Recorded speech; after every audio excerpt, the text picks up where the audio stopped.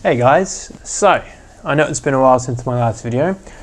Unfortunately, had a bit of bad luck with weather and other things when it comes to going out for trips, but trips are always planned, and next week got a really good one planned to the Blue Mountains. So fingers crossed are going well. There'll be an actual canyoning video coming relatively soon. But in the meantime, I thought I would talk about a topic which I had some questions about when I first started canyoning, and that is, how do you communicate with each other?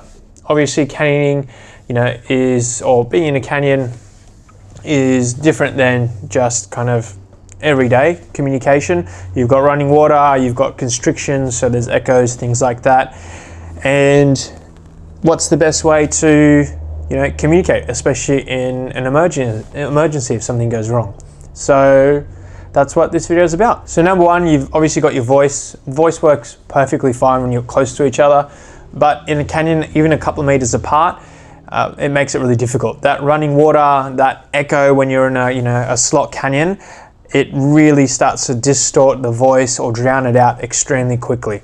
You can see in this clip, we're just a couple of meters apart, but we're basically yelling at each other to be able to communicate effectively.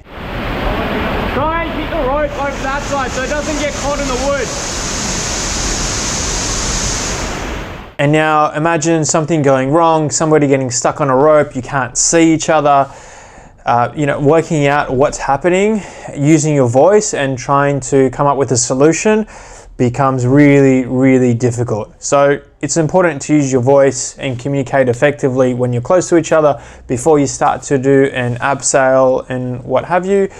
But I wouldn't rely on, using your voice as the sole means of communication in a canyon. There's definitely other ones. So next up, using your hands, so hand signals.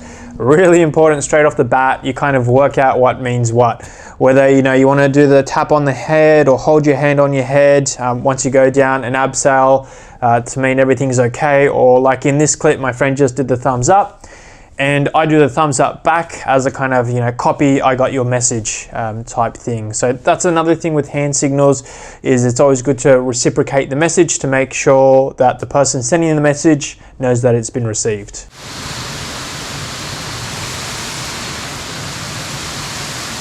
But again, I can't stress enough, use your voice at the beginning to work out what hand signal means what. But when you do, it's a really effective form of communicating as long as you can see each other. There's definitely lots of different hand signals you can do to kind of get a message across. The obvious downsides with hand signals, as soon as you can't see each other, completely useless. So this is where our first bit of gear comes in, the whistle.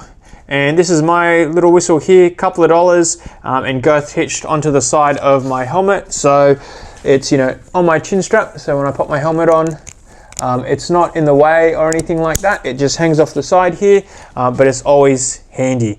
I might use my voice and my hand signals as a primary, but if needed, you can use a whistle to effectively communicate quite a long distance and in pretty bad conditions, simple messages. Gonna blow the whistle.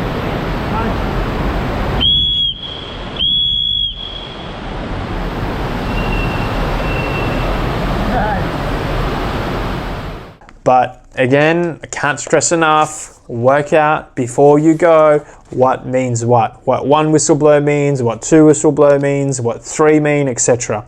There are certain, I don't know whether you want to call them international standards for whistle blows. So you can go by those, or you can just kind of make them up with your friend. But obviously, if you can go canyoning with somebody new, again, established to know what means what.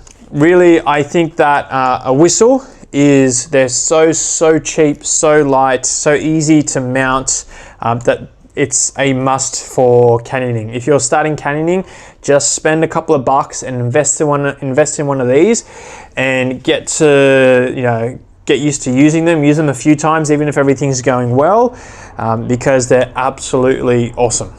Just make sure when you get a whistle, get a what's called a P-less whistle, so it doesn't have one of those balls on the inside. A lot less moving parts, and they work a lot better in wet environments, i.e. canyons. Next up, radios. Definitely not a must-have, but it didn't take too long before we decided we wanted to use some radios, because It makes communicating in canyons so much easier. You can get very clear, easy to understand messages over quite a long distance. There are two things I would recommend with radios. Number one, get a 5-watt radio, so pretty much as strong as you can in a handheld for most places. It's, you can probably get away with a 1 watt radio or a 2 or whatever, but we've used these over several hundred meters in canyoning environments and never had any issues. By buying a 5-watt radio, you don't really have to stress about it. Will it reach in terms of range? The other thing is, I definitely recommend getting a waterproof radio. Now, even though this is waterproof and we've tested it and it works, it functions in the water, once it gets inside the speaker, it really cuts the volume down by a lot. So much so that we decided to spend a couple of bucks and get these kind of waterproof pouches, cases, I don't know, whatever you want to call them, to put the radios in. Keeping the radio actually dry means keeping the speaker dry, and you can actually hear each other so much better. The other added benefit with this is it creates a chest harness, so you can pretty much mount the radio right here, which is nice and easy, nice and handy to be able to use and to listen to. So definitely worthwhile if you're going to get a radio. Get yourself kind of, these are overboard cases. I can link them down below if anyone's interested. They work great in canyons. So look, that's pretty much it, short and sweet. Do you need a radio? No. The only thing or bit of gear I would definitely recommend getting when it comes to communicating is a whistle, and being really competent with using it, meaning what means what, you and your partner. But hand signals, voice also work fine in certain conditions, circumstances, but they are very limited. Again, whistle, or if you're going to be doing canyoning regularly, radios are an awesome investment. And look, personally, I've been in canyons where you can just hear people shouting in the distance, you can hear whistles going off, and it kind of, it ruins the serenity of the canyon a little bit. Whereas with the radios, you've got it mounted here, you can just really simply communicate effectively without having to kind of shout or blow the whistles. And for me, I definitely prefer that. If you have any questions on the topic, let me know. If you got something out of the video, thumbs up goes a long way. And look, let me know if you like these kinds of videos, little kind of short videos on more specific canyoning topics. Canyoning is very personal. This is definitely not the way to do things, not the only way. It's just the way that I do things, and I'm more than happy to share. So as always, thanks for watching. See you in the next video, hopefully in the great outdoors. Bye for now.